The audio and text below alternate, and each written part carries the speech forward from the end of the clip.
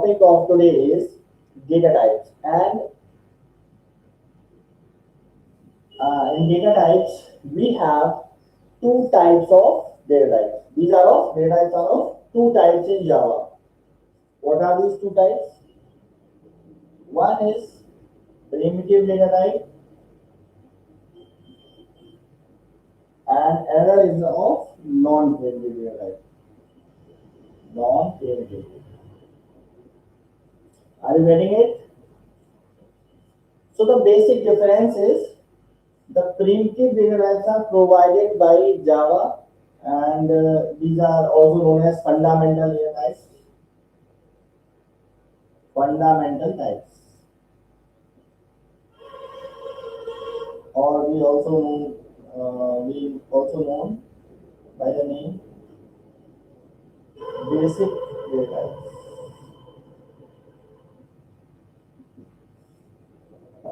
So students, I hope you are getting it. Now I'm telling you non-primitive data type. All non-primitive data types are also known as reference type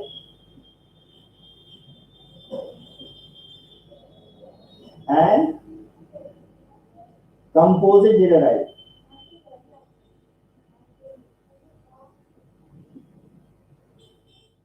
Okay, students. So I hope it is properly visible to you, and you are getting it properly. So primitive data types are basically provided by Java, and basically provided by compiler, we can say. And these non-primitive data types somewhere made up of these primitive types. Okay, these data types are made up of primitives basically. Okay, so yes, in primitive data types we have eight data types. These primitive data types are of four types basically. One is integer,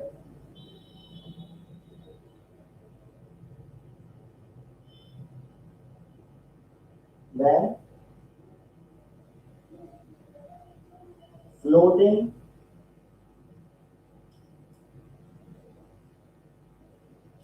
character,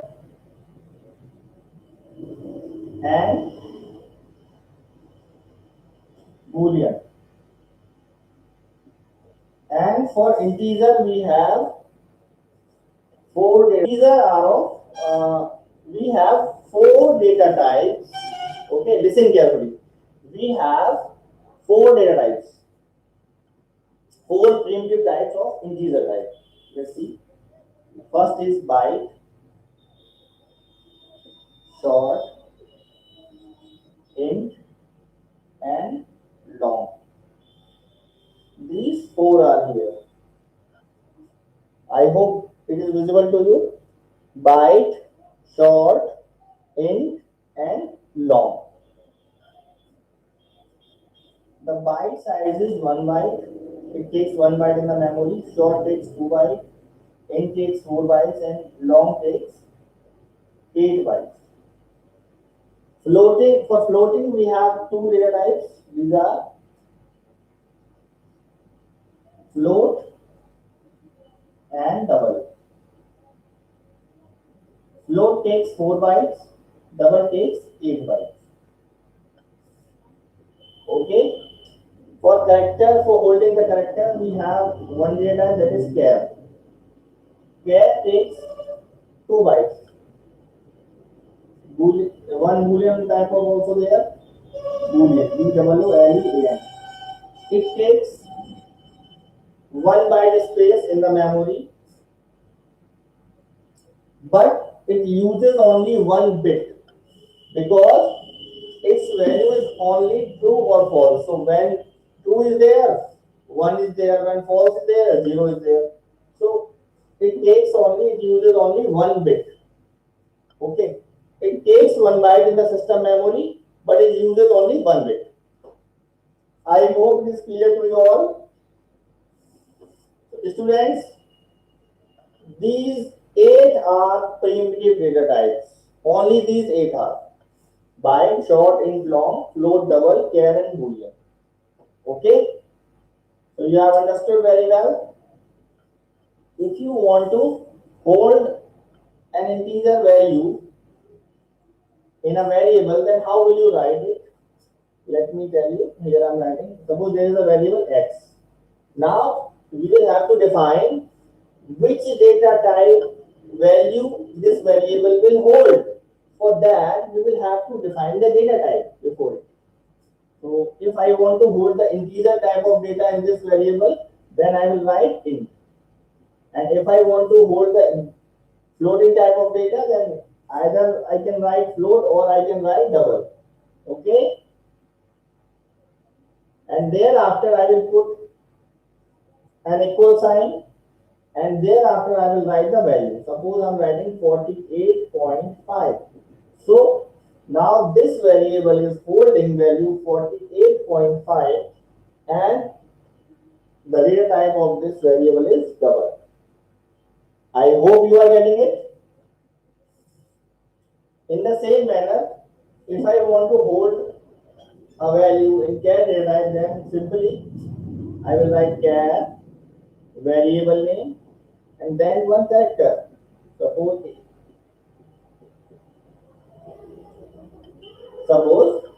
uh, A is a character. This is not a variable. It is a value. Okay, because it is written in single inverted comma, and this variable y is holding this value A.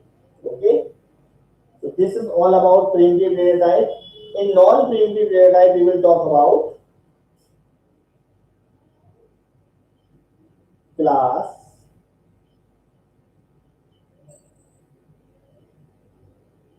array, and interface.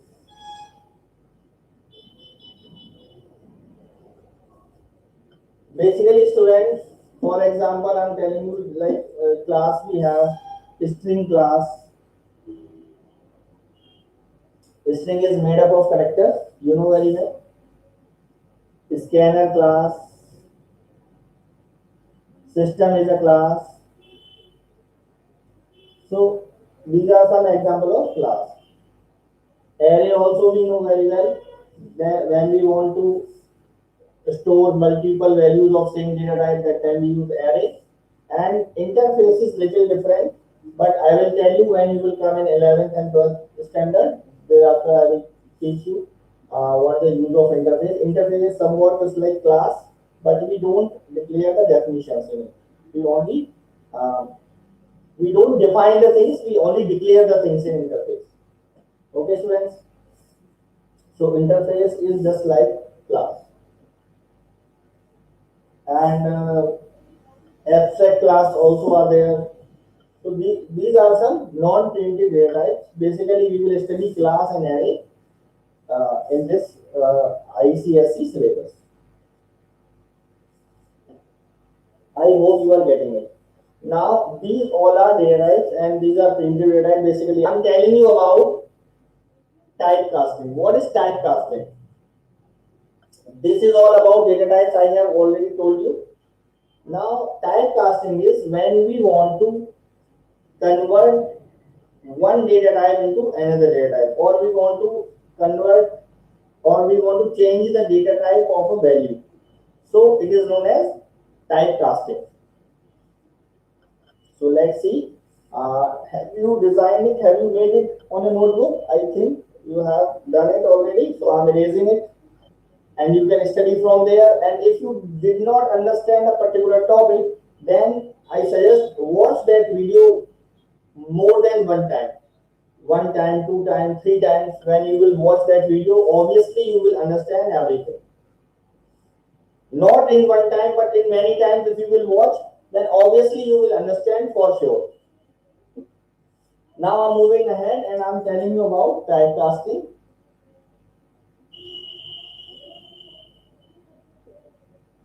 Typecasting is of two types basically. So one is implicit typecasting and another is of explicit typecasting.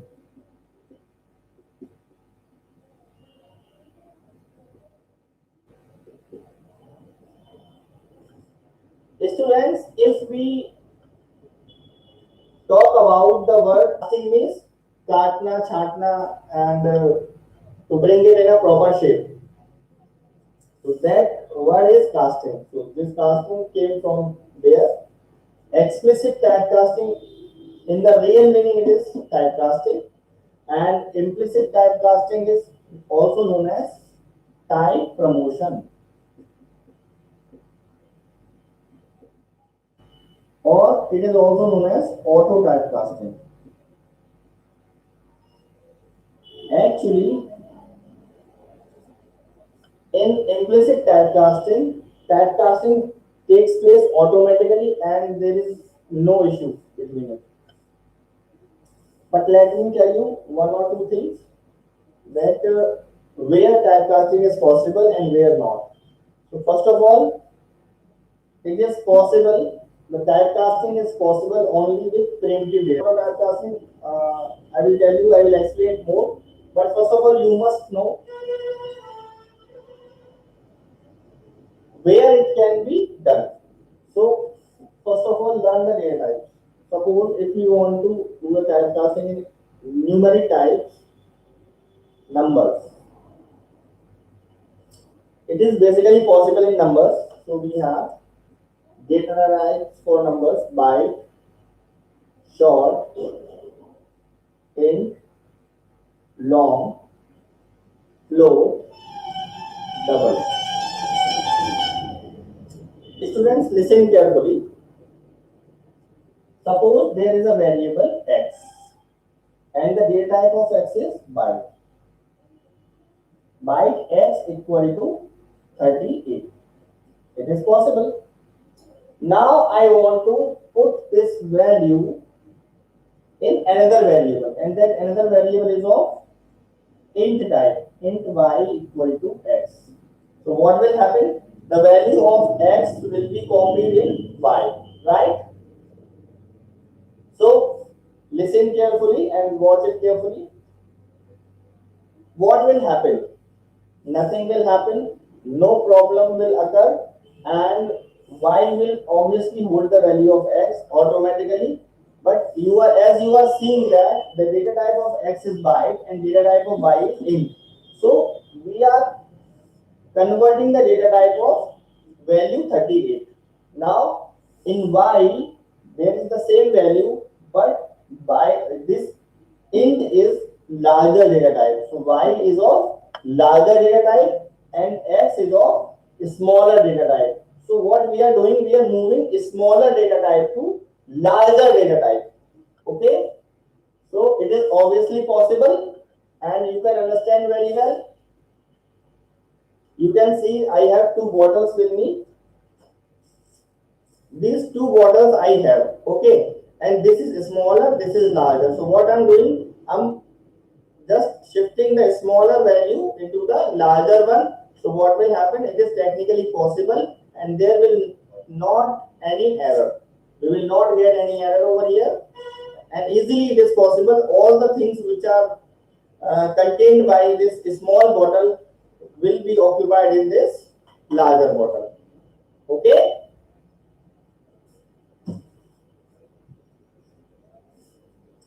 But this is known as implicit data typecasting.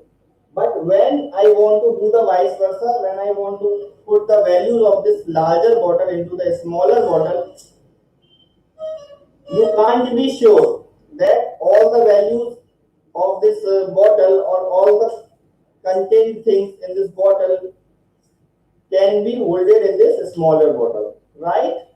So when we are doing this type of job, this is known as explicit typecasting. Int int x equal to 38, same value I'm using, and I'm having another variable byte y equal to x. Can I write like this? No. There is problem because compiler will say in int we can have any type of value, any value we can have, and when we put this value in smaller data type, it will be overflow. Okay, it will be overflowed and the value will be reduced. So that's why it is not possible. But in certain conditions, when we know, listen carefully, students, in certain conditions, when we know already that it is possible, but we have to tell you to the compiler that it is possible. I know, I'm sure, I'm very sure it is possible. So please do it for me. I want to do it. So what compiler says, if you want to do so, then you write the data type in which you want to convert the value before the variable. So what I can do is, I will have to write byte in bracket, and then I can write x over here. So this x will convert into byte, and then we can hold this value in y easily. I hope students you have understood it properly. So this is known as explicit typecasting. In explicit typecasting, we convert the larger type to smaller type. Okay, and it is only possible with primitive types, and it is not possible in Boolean type, especially. So listen, we I have written the numeric types in a proper order, in a certain order, so that it will be easy to understand for you. You can put the upper data type into the lower data type easily. It is known as implicit typecasting. If you want to put the value of byte in short, it is possible. If you want to put the value of short into int, or you want to put the value of byte into int, it is also possible. So from upper to lower, if you will move, then implicit typecasting will take place. And when you want to put the value of down to up, means if you want to put the value of double type to float type, or you want to put the value of float type to long type, or you want to put the value of long type to int type, then it will be explicit typecasting. There is one more thing. Sometimes students think that long is of 8 byte, and float is of 4 bytes.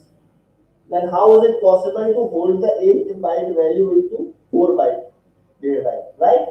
But for that, student, I must tell you, the precision of float is greater than long.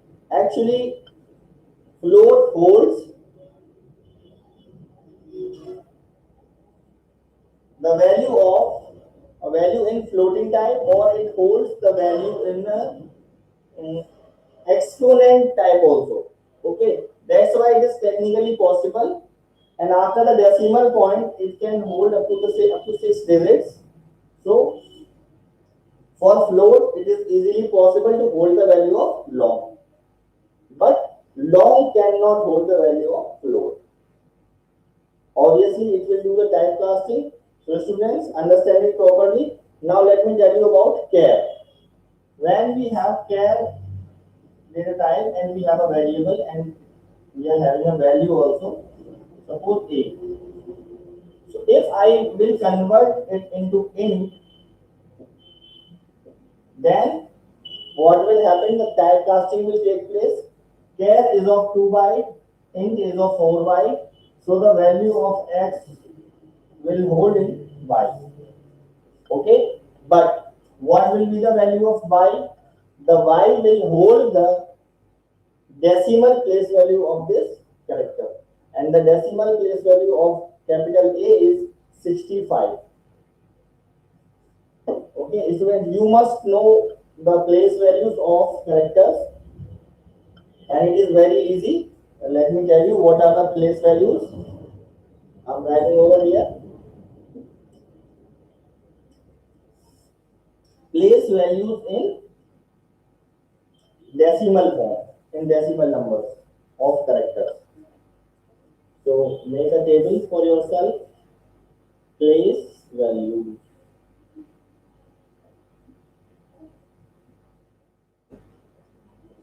So the place value of space is, space I'm writing over here because it is not visible. Space is not visible. So that's why I'm writing over here. So place value of space is 32. Okay. And digits from 0 to 9 place value in a systematic order. 0 to 9 place value is 48 to 57. Okay. And capital A to Z is 65 to 90.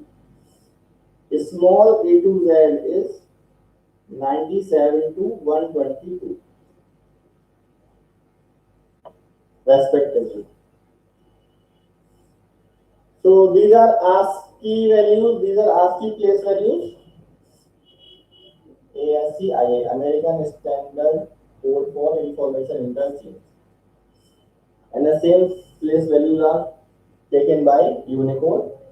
So in Unicode also the same place values are used for these values, for these characters.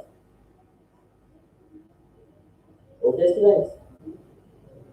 One more thing I'm telling you. For rest, all the place values are taken by special characters. Suppose if you will ask that what character is at the place of 123. So at 123 there can be some special character. So you can check it in your computer. If you want to know the character on the place value, so I'm telling you a small program.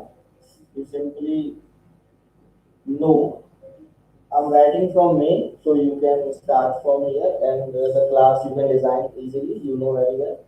Here I'm writing, here you write the place value of the character. Suppose you are checking for 125. What character is at place 125? Okay. Now what you do is, you take one character variable and do the typecasting of this variable. You put this variable into character. So now this variable x will convert into char and thereafter y will hold the character and you print y and you will get the answer. You will get on this place value which character is there. Okay students, this is explicit typecasting and we are converting an integer into character. I hope students you have understood well, and any other confusion if you have, then please ask your questions. My topic is finished now. I have told you implicit typecasting and explicit typecasting both, and those who are latecomers, for them I will tell you they must watch the video. I will post it after some time. Within 5 or 10 minutes, you will get this video on my channel of today's class. So if you have any doubt, then ask me. Suppose you have a value in long data type, long x equal to 48962 Students, listen carefully. Whenever you are declaring a value of long data type or float data type, listen. Whenever you are declaring a value of long type or float type, then here I am writing long x equal to 1, 2, 3, 4, 5, 6, 7, 8, 9.